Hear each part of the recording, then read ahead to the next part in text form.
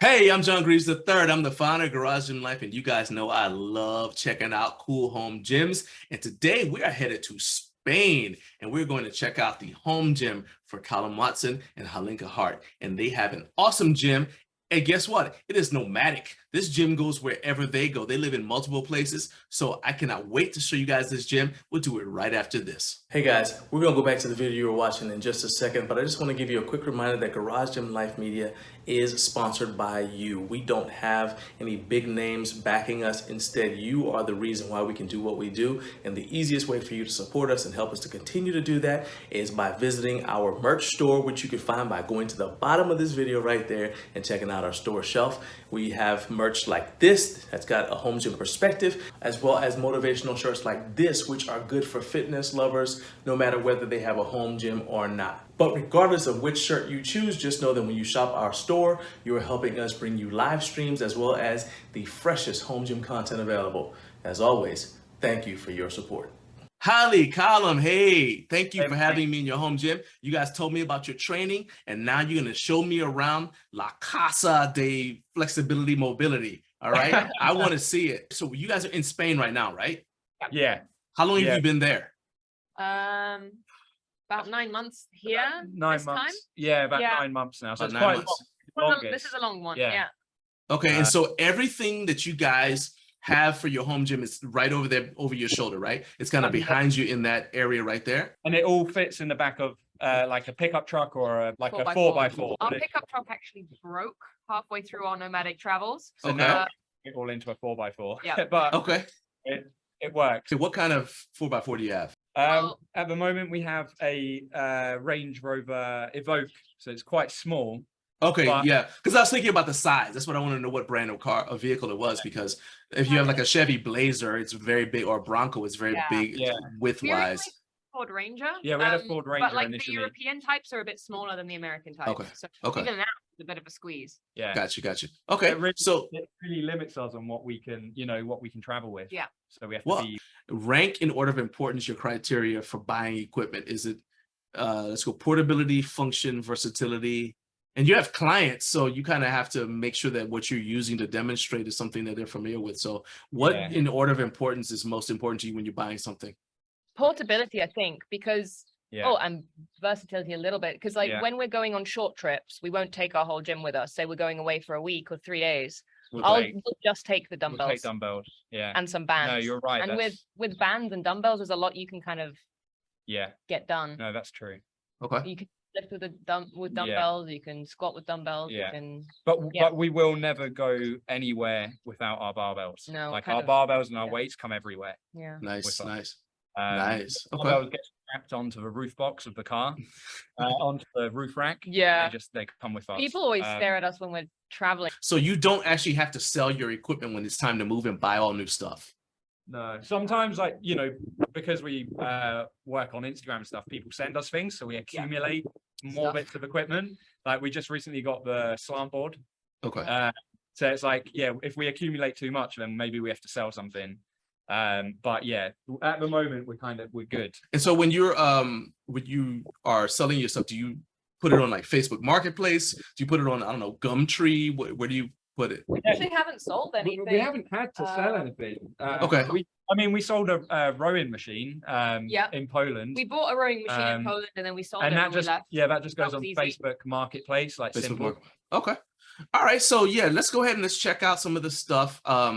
And you were telling me that it stays outdoors the entire time. Yeah. So you can see our kettlebells are well and truly rusted and worn. But okay. And what brand is that? What brand is that of kettlebell? That's Mirror Fit. Mirror Fit, this one. Okay. Yeah. And how many, what in terms of weight? Because you guys essentially training each other, but you also have people who stop by to train with you. So what are your kettlebell size ranges? So we've got for what we travel with, we've got a lot more in storage. But at the moment we're traveling with a 20 kilogram. That's a 20 kilogram. 44 pounds. 44 pounds. Right. In America, and then we've got Well, hold on a second. I heard that was shade. We use kilos for kettlebells in America too. Okay. Keep an eye on you. Yes. Okay. Yeah. So, and I think it's because of the sport requirements. Yeah, But yeah, so all the kettlebells are in kilos here in America as well. okay. But you guys do pounds for your like barbells and stuff, right? It'll be like It depends. If you're using a competition plate, then it's going to be in kilos. Okay. And if it's just a generic training plate, then it'll probably be in pounds. Yeah, because when you said you have 75-pound dumbbells, or you had when you first got your gym, in my head I'm like, what's that in kilos? Like 30 kilos or something. Yeah, it's roughly 30 kilos. So yeah, so my dumbbells are in pounds, and my but then my kettlebells are in kilos. Okay. All right. So yeah, so that's how it goes. So go ahead. A 20 kilo, a 16 kilo, and an 8 kilo kettlebell. So yeah, like we would have more if we could, but we're limited. Like the 8 kilo is for like stability work, like your bottoms up stuff. I push it to the 16 for that as well if I'm doing like a bottoms up. And I'd be very happy if we had a 10, but we don't. But what we do sometimes do is we have ankle weights that we'll put on our wrists to increase and then use. Okay, so as far as the stuff you buy, like your little accessory stuff, like the armbands, do you have a preference for where you get them, or do you just kind of go on Amazon, or what do you do? Yeah, we kind of Amazon. We'll get our bands from Amazon. We used to get them from Amazon because they deliver anywhere, so you can get them on the road. But now we just go to a place called Decathlon, which is a big like superstore, sporting superstore, and you can get anything in there. So we just get stuff from that Decathlon. Okay. But this kit here, yeah, this is all from Decathlon, except for sliders. Actually, this is I don't know how you pronounce that, but it's like Humwa. Me either. So these are like the things I'm holding now is like for mobility training. Like these are like the essentials. This is the stuff you need. So yoga blocks are super helpful. The sliders are super helpful for like your adductors and stuff like that. Hamstrings. Like there's just so much you can do with the sliders. Then we have like a whole range of resistance bands. Strong. Like we don't really use the strong one, do we? It's not that needed. No. On occasion, we used to use it with deadlifts. Yeah. When, there's only a certain amount of plates we can carry around. So we'll increase the resistance. So you would just kind of stand on the band, attach it to the ends of the bar. Okay, I got you. And it's really effective as well. Oh, like, yeah.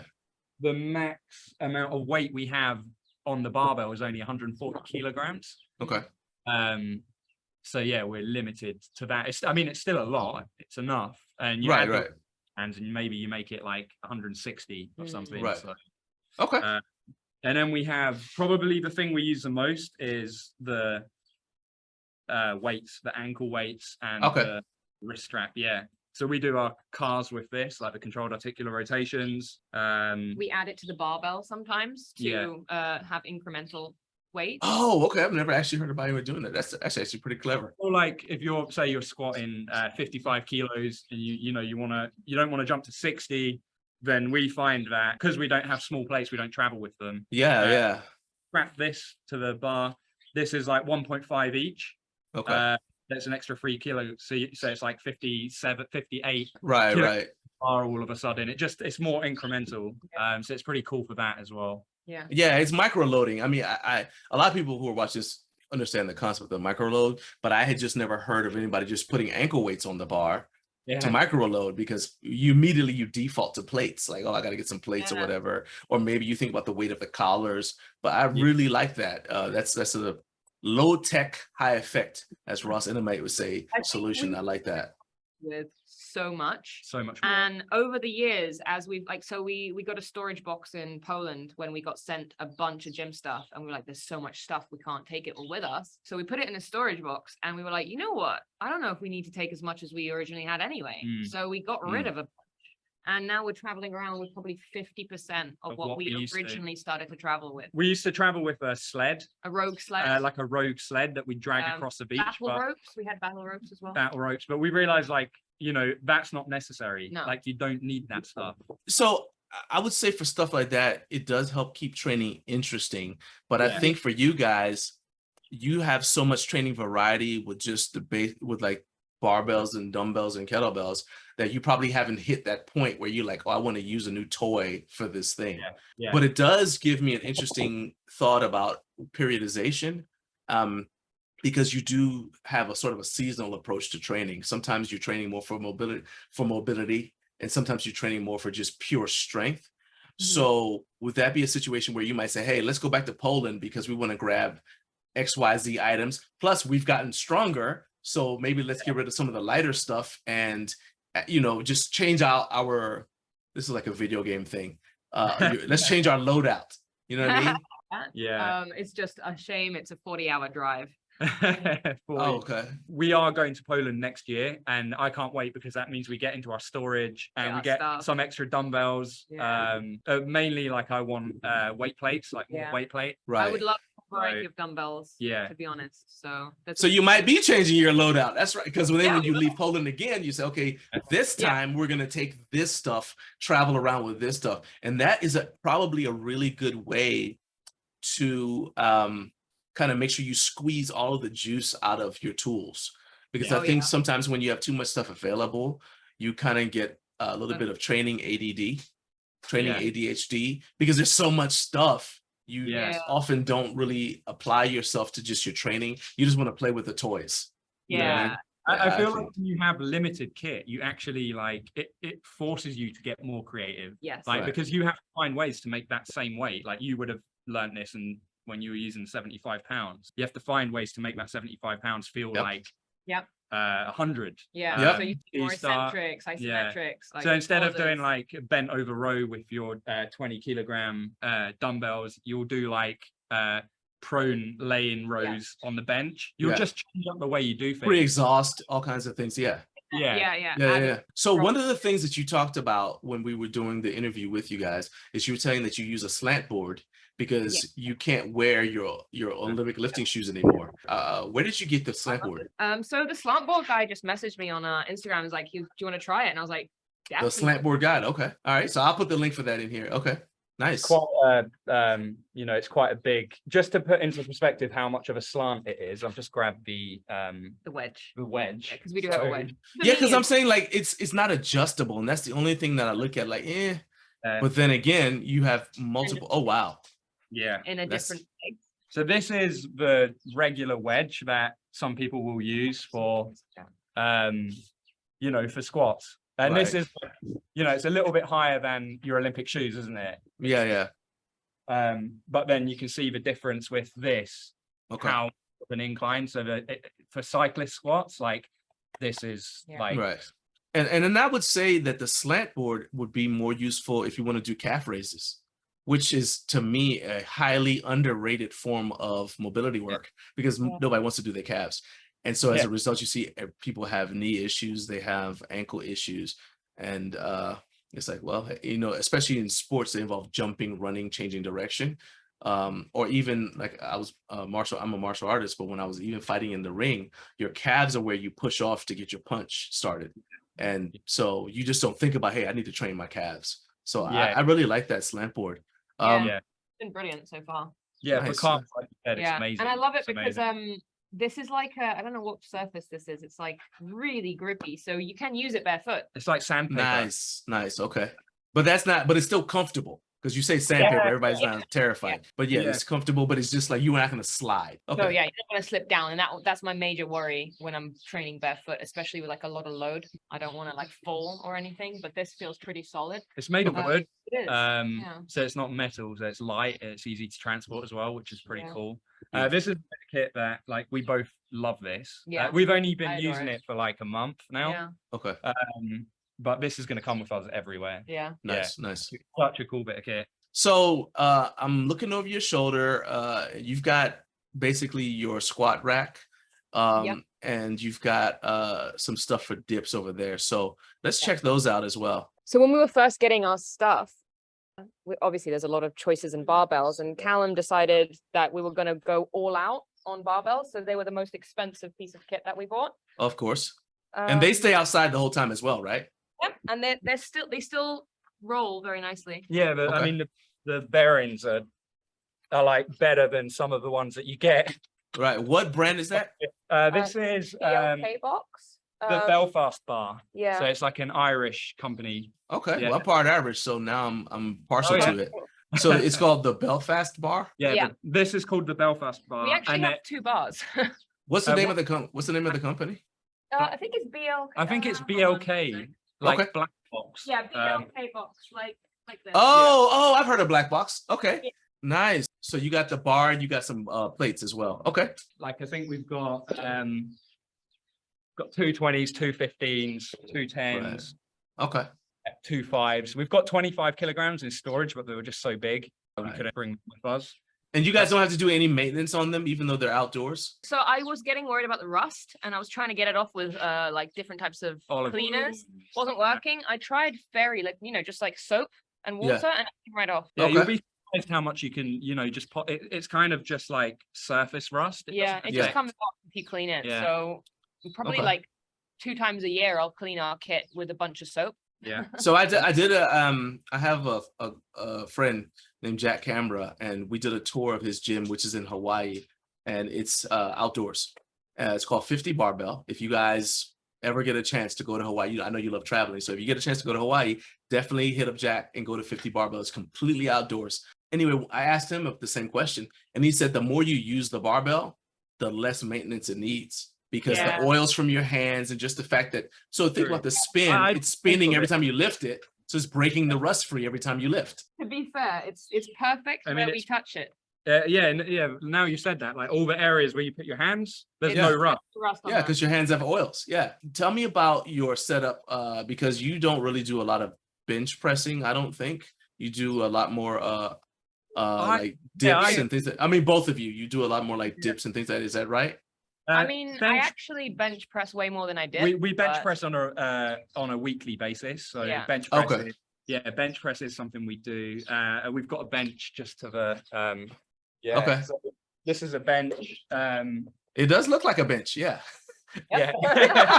I think I actually put it back to front. So I think this pad here should be on this side and this should be on that side. But anyway, the thing, It's adjustable. What brand is that? Body Max.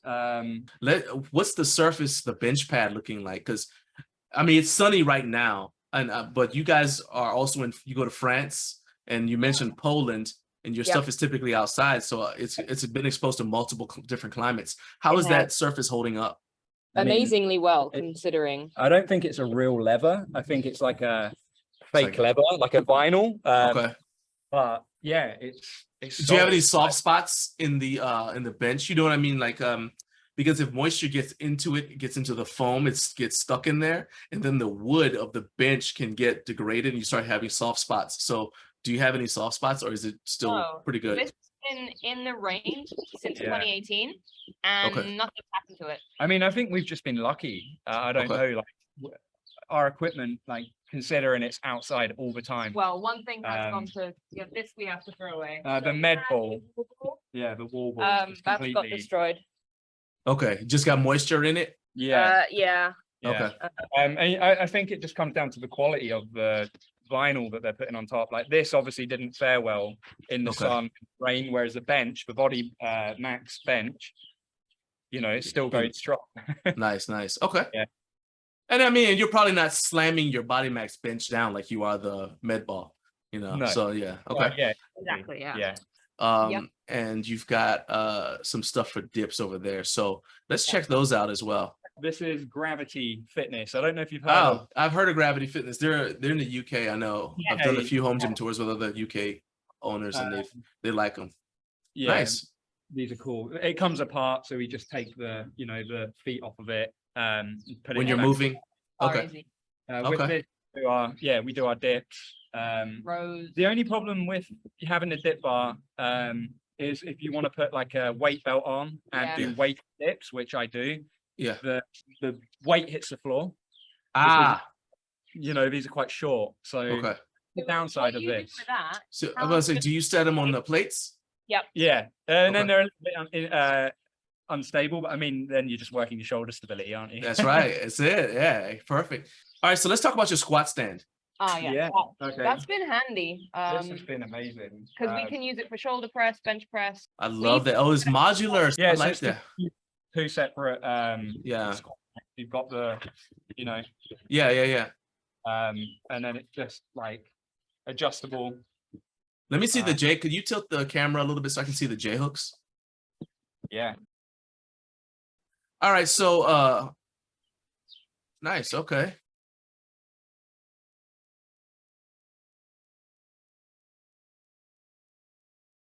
I'm going to show my age. So in Yeah. powerlifting back in the 90s, you had a thing called jack racks, and it's basically that right there. Yeah. And it would take a car jack, and it would you take a car jack and attach the J hook on the top, so you could jack it up and down. Yeah, it was amazingly safe. And then they'd squat like 1,000 pounds on it. It was amazingly safe. But so one thing that I noticed with those though is when you're putting the bar up, you know, you're going and you're racking, it tends to rock back. So do you ever have any issues with the whole thing tipping over? I've never had it tip over. We've actually used it for pull-ups as well. Okay. You just put a bar across it? Yeah. Because we don't have a pull-up bar, that's when we don't have a place to put our rings. That's another thing. We've got an area around the front for our rings to do pull-up. But sometimes you go to a house, you don't have anywhere to hang them. Right. We just makeshift this into a pull-up bar. You put the barbell on it and do bent leg pull-ups. Do you select your homes with the idea of like a training space being available in there? 100%. That's the most important thing. The biggest criteria is like, is it going to be comfortable for our dogs, and can we train? Can we train in it? You mentioned that you have mats. We have like Olympic mats. Yeah. And did you get those from a fitness store, or did you get them from a horse supply place? So that was actually no. So those were King's Box sent us a bunch of stuff. So they sent us those mats as well. This is the dumbbell we have, and we have 20, 10, and 6, 25. And 25. And do you piece them together, kind of like say, I want to get a 20, or did you buy like a bunch of them from the same place, or do you kind of just say, hey, I'm going to pick and choose as you go along? 1 to 35. 1 to 30 in storage. We have in storage. So you bought the whole whole set of dumbbells and then just grab what you would need it. Okay. Yeah. So this is I think 8 kilograms. So it's quite. I mean, quite heavy for the kind of you know, for the right stuff that you do and elbow stuff. Okay. Those are cool. Yeah. I'll probably swap this out and get something lighter. Yeah. So I could do more. Like I could do shoulder cars with this, swimmer hovers, things like that. Yeah. With this, at the moment, I'm kind of just limited to arm bars. You know, this sort of stuff. See, that's why I like. People think I'm joking when I say I prefer for club and mace training. I prefer, and they're not paying me to say this, but I prefer the Addicts Club because it's adjustable. I mean, I've tried a shoulder rock, but the hand grip has so much knurling, it'll tear your hand up if you're swinging it for too long. Whereas the Addicts Club is designed so it's not going to tear your hand up quite as much. It's like that handle, but then it is adjustable. I actually just posted I think I posted a video showing it, but I saw on my Instagram. I saw you doing something crazy, like because yours is a lot longer, right? It's like, well, I've got a short one too. Okay, because you were doing this and it was coming down to your face. Yeah. So people think, as a side note, people say, "Oh, that's so crazy." I'm like, well, it's not like I didn't start with the heaviest weight I could possibly do. Yeah. And so put it in perspective, when you bench press, you're bringing a bar down to your face. Right. Yeah, essentially. Yeah. So what I'm doing with this is, you build up as you get stronger, and it's just a sledgehammer lever, but it's easier with something that's adjustable because I can then add weight as we go along. And so, and for anybody who's interested, I'll put, again, I'm not getting paid to tell them anybody this. So, but I'll just put the link to Addicts in the description for this video. So if anybody wants to check their stuff out, I really like that. I want to check it out. Yeah, that sounds cool. Because we love this, but it's limited because of the weight. I mean, I'm a big believer, like your strength levels are different, your proportions are different. So I like adjustable stuff. And then if you're traveling and your space is limited, I'm like, hey, give me something adjustable so I don't have to have 17 clubs or whatever. Yeah, makes complete sense. Yeah, it does. Yeah. And then we've got the tip bar. So this just hooks. Have you ever used one of these? Yeah, I have it. So when the tip bar guys came out with their first one, it was designed for standard plates, and I was actually trying to order it, and at the time they were out of stock. So I had a guy, Gorilla Strength Equipment. I just reached out to him. I said, hey, David, I want you to make me one. And because he's tinkering, he said, okay, sure. And he made it so it's adjustable. Again, it's adjustable. So, so different, depending on the size of your feet, if you want to wear shoes with it or go barefoot or whatever is there. And then he made it for an Olympic size plate like that one there. Yeah. Is that the tip bar from Rogue, or where did you guys get that one from? I think from the tip bar guy. I think it's the guy in Australia. It's called the company's called the Tip Bar. Yeah, the guys in Australia. Yeah. Yeah. They're the think so, ones that those are the ones who I was originally reaching out to try, or I was trying to buy from. So yeah. I think Yeah. they also started using this for leg extensions. If you Mhm. just like pop your bench up so that Yeah. your feet don't hit the ground, then Yeah. it can be A leg extension, as well. Yeah, that's pretty cool. It's actually really good. I don't know if you guys have tried this, but if you want to do certain forearm exercises, you can actually use that for it as well. Okay. Because you just have to prop yourself up, and then and if you do curls with it, you're gonna find that the lever angle is different, and so if you want to do curls, and you That get makes your body sense. like all the way in, it changes your lever, because look how far the weight out is from your body. Yeah. That's Yeah, exciting. Cool. I'll try that. Yeah. It's really, like I said, I love toys that are multifunctional, and that's really, really cool. Do you go to new places all the time, or do you sometimes like you have like maybe 3 or 4 different places where you live? It's just Yeah. it's nice. just different time. We're trying hard to figure out where we want to stay, but it's not that easy. But generally speaking, it's a completely new place we have to figure out, and that is hard. That's why we prioritize outdoor space. Okay. Why do you choose to do your training in a home gym setting as opposed to like a clinic or a studio? Is it because you move so much? It's because we want to be able to travel and move, and like I like the freedom of it as well. Yeah, exactly. Back in 2018, when we decided to leave the gym, because we were basically paying about £1,000 a month just to use a gym to train our clients in, and it was just getting worse and worse, and we just decided we're gonna get our own stuff and train people outside. And at that point, we decided we'll get a pickup truck, and then we'll get a bunch of kits. So we bought and that's pretty much everything. so much stuff. Yeah, all this kit that we have here, the majority of it came from 2018 when we bought the kit to start training outdoors. Well, guys, I really appreciate getting this tour and you guys sharing so much of your time with me. If you guys have not seen the video interview that I did with Calum and Hali, talking about their training style and everything else, you really, really need to check it out. And you can go ahead and you can check it out there. It's up on the screen. But also, I want people to know how they can get in touch with you guys, how they can hire you if they like to hire you guys as coaches, or if they would just like to check into some of your movement courses and your certifications. So how can people follow your training, and how can they reach out to you? Just give them everything. You can find us on www.flowmotionfitness.co.uk. All the links are on there. You'll find our certification, our 12-week programs, and our online coaching. We also have a few workshops on there.